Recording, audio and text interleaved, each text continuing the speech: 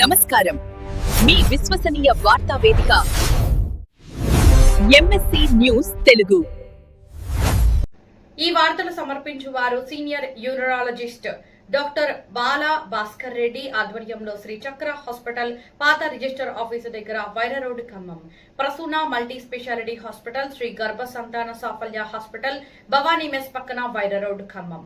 ప్రముఖ చిన్నపిల్లల డాక్టర్ కూరపాటి ప్రదీప్ కుమార్ సారథ్యంలో కూరపాటి మల్టీ స్పెషాలిటీ హాస్పిటల్ చిన్నపిల్లలకు జనరల్ మెడిసిన్, ఎముకలు, జనరల్ సర్జరీ వైద్య సేవలు అందుబాటులో ఉంటాయి. ఆర్సీఎం చర్చి ఎదురుగా Wyra road, Khammam.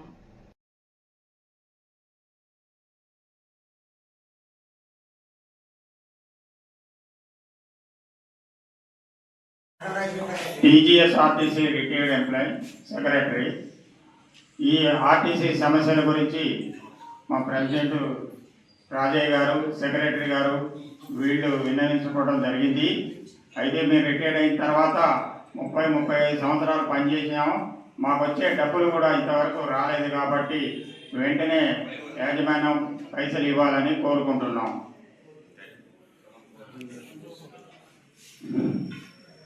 Sathupalli state public secretary గారు గడ్డం శ్రీనివాస్ గారు. నా పేరు గడ్డం శ్రీనివాసరావు, సత్తుపల్లి అండి. నేను మొన్న ఎలక్షన్లో కూడా కాంగ్రెస్ పార్టీ తరఫున దాదాపుగా మేము ఒక పాంప్లెట్ కూడా కొట్టాం. దాంట్లో మేనిఫెస్టోలో మనకు రేవంత్ రెడ్డి గారు ఎవరైతే ఇచ్చారో మేనిఫెస్టో, అట్లనే కాంగ్రెస్కి రాఘవయ్య గారికి ఓటేయమని మా నియోజకవర్గం మొత్తం తిరిగాం. అదేవిధంగా అక్షరావుపేట గారి నారాయణ గారికి, ఆదినారాయణ గారికి వేయమని వారి చుట్టూ తిరిగాం. కాబట్టి మేము దాదాపు ఒక్క నియోజకవర్గానికి ఆర్టీసీ తరఫున మినిమం 10,000 ఓట్లు వేస్తామండి. 10,000 ఓట్లు ఒక్కొక్కరికి వేస్తేనే వాళ్ళు గెలిచారు ఇవాళ. అట్లాంటిది మేము అంత పిచ్చిగా మీతో తిరిగితే మాకు ఇవ్వాల్సిన డబ్బులు మాకు ఇవ్వకుండా మీరు వేరే వేరే వాళ్ళకి ఇస్తున్నారు. అదేవిధంగా మేనిఫెస్టోలో ఒక కమిటీ మెంబర్ కూడా మొహమ్మీ జయబాబు గారు, ఆయన కూడా మా సత్తుపల్లె. కాబట్టి మరి ఈసారి వెళ్ళి వాటిని కూడా నిలదీస్తాం. అదేవిధంగా ఆర్టీసీ వారికి అంటే నాకే 14-15 లక్షలు రావాలి ఇప్పటికి. ఇప్పుడు 3 సంవత్సరాలు అవుతుంది నేను రిటైర్డ్ అయ్యి. కాబట్టి అందరూ ఇట్లానే చాలా మంది 10,000 మంది పైన ఉన్నారండి డబ్బులు రావాల్సిన వాళ్ళు. పాత బాకీలు ఇవ్వాల్సిన వాళ్ళు ఒక 20,000 మంది ఉన్నారు. కాబట్టి కార్పొరేషన్ ఇస్తుందా లేదా ఏంటి అన్నది మాకు కూడా అర్థం కాని పరిస్థితుల్లో మేము 60 సంవత్సరాలు దాటిపోయిన వాళ్ళు అందరం కూడా ఇప్పుడు బస్ పవర్ని వెంటాడదామని వెళ్తున్నాం. మరి అప్పుడు ఏమైందో కూడా చెప్పలేము, ఎందుకంటే అందరూ కూడా ముసలోళ్ళే. కాబట్టి తప్పకుండా ప్రభుత్వం చేయాలి. ఆర్టీసీకి అన్యాయం చేసినటువంటి ప్రభుత్వం ఏది కూడా ఇంతవరకు నిలవదు కూడా. కాబట్టి దయచేసి మమ్మల్ని అర్థం చేసుకోండి. మీరంతా మాకు సహాయం చేసిన వాళ్ళు అవుతారు, లేదా మిమ్మల్ని నమ్మటం మానేస్తాం మేము. కాబట్టి ఈ అవకాశం ఇచ్చిన వారికి ధన్యవాదాలు. రత్నం గారు హైదరాబాద్. రికార్డ్ ఎంప్లాయీస్ అసోసియేషన్ తరఫున నేను జోనల్ సెక్రటరీ గారు జేజే రత్నం గారు మాట్లాడుతున్నాను. జనరల్ సెక్రటరీ గారు, ప్రెసిడెంట్ గారు, వివిధ నాయకులు మాట్లాడిన ప్రతి దాంట్లో కూడా వాస్తవం ఉన్నదని ఈరోజు మేము తెలియజేస్తున్న పత్రికా ముఖంగా 2017 నుండి దాదాపు 9 సంవత్సరాలు గడిచినా కానీ బకాయిలు చెల్లించలేని దౌర్భాగ్యమైన స్థితిలో మేము ఈరోజు కార్మికులను వెంటాడుతున్నాం.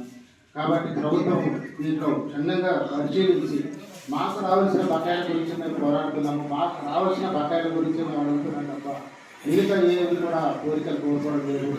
ఈరోజు సాధనా కాశీలో వచ్చే క్యూ కట్టుకొని నిలబడిన దౌర్భాగ్యమైన పరిస్థితి రిటైర్డ్ ఎంప్లాయీస్ వాళ్ళు ఉంటున్నారు. అంతేకాకుండా సూపర్ లగ్జరీలో ప్రతి బస్సులో కూడా హెవీ ట్రాఫిక్ ద్వారా హాస్పిటల్ పోదామంటున్న పరిస్థితులు ఈరోజు ఎదుర్కొంటున్నాం. 9 సంవత్సరాలు గడిచినా కూడా రావాల్సిన బకాయిలు కూడా ఇయ్యలేని పరిస్థితి ఆర్టీసీ దగ్గర ఉంది. అలాగే ప్రభుత్వం కూడా ఎన్నిసార్లు అప్పుడు పరిస్థితి ఎట్లా ఉందంటే ఆర్టీసీ చాలా దుర్బలంగా ఉన్నది. పెన్షన్లు లేవు అప్పుడు.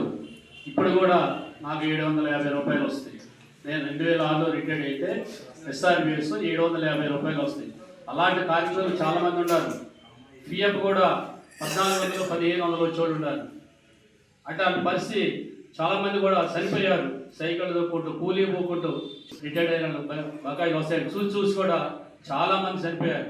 వాళ్ళు ఉంటే ఆ డబ్బులు ఇస్తే, వాళ్ళకి రావాల్సిన బకాయిలు ఇస్తే వెంబడే సంతోషపడి పిల్లలు నాకు వచ్చిన పిల్లలు చెప్పుకున్నాను. అలాంటి స్థితి కూడా లేదు.